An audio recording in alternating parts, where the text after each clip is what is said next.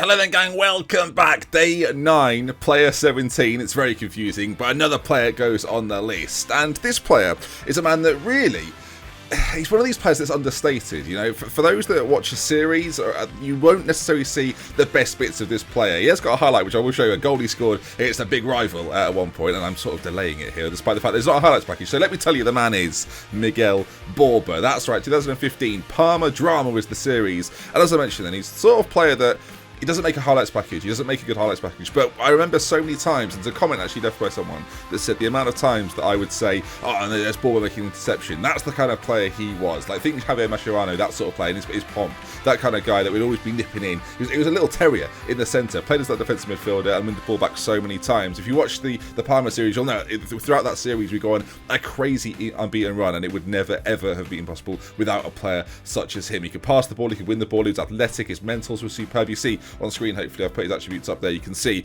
he was an absolute tank and was with us for not even that long really. When you consider some of the series we've had have been sort of 20 years, he was only sort of a 5-6 year period. Bought on the cheap, was loaned out again, and then came back as an absolute machine. Yeah, a superb player, a superb talent, and a player that I very much enjoyed using. As I say, he wasn't a player that shone during the episodes, but if you're playing every single game, which I do, I don't holiday through games or anything, I play every single match.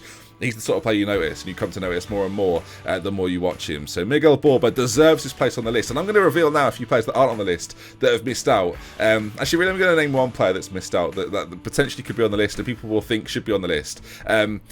Casper and Borba. For those that watched the Salford story, Casper was a similar sort of player to that. Casper doesn't make it on the list in the same way that Borba does, and Casper really is unfortunate that he was next to, sorry, a player that was superb, who I'm sure we'll see later on in this list, whereas Borba really was doing the job of two men almost. He kind of took over the job that Lucas Leiva did for me in Parma Drama, and yeah, did it even better, and it was one of my favourite players to use ever. And I say, to have him for such a short space of time, but to have him, like when I made this list, he was one of the first people I thought of. I was like, oh yeah, I've got to get Borba on this list, because I remember playing the save and realising that he was so pivotal and so important to it. So yeah, Miguel Borba, get yourself into the Hall of Fame.